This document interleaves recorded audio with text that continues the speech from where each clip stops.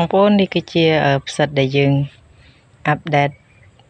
បន្ទាប់ពីវីដេអូដែលខ្ញុំផុសរយៈពេល3ថ្ងៃយកមិញកាត់បានខ្លះហើយតែមិនច្រើនទេណាមិនរះជើងហ្នឹងកាត់មេយកនេះប្រហែលជារះជើងបានគួរសម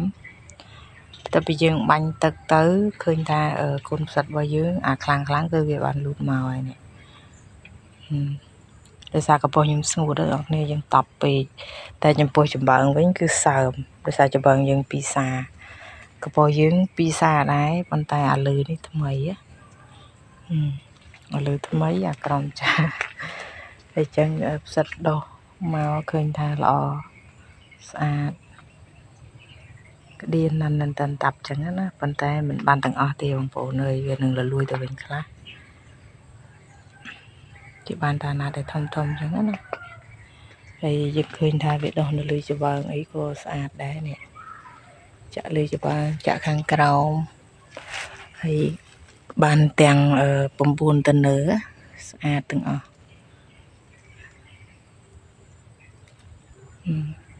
ប៉ុន្តែស្រស់គ្នាតែចឹងបេះសាហាវបេះអត់តាន់អាចនឹង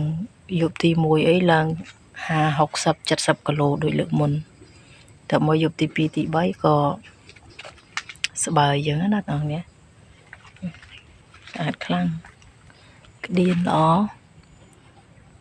ហើយផ្សិតនេះក៏អត់តូចដែរព្រោះកប៉ុស្តយើងរៀបមានកម្ដៅមានកំហាប់ចឹងជាហេតុធ្វើឲ្យផ្សិតរបស់យើងធំចាំមើលយប់ស្អែកនេះគឺត្រូវពេញកាត់ច្រើនហើយបងប្អូននេះកាត់សល់ប៉ុន្តែក៏ដែរយប់មិញម៉េចកូនអូខេ I go with you wait mommy go with you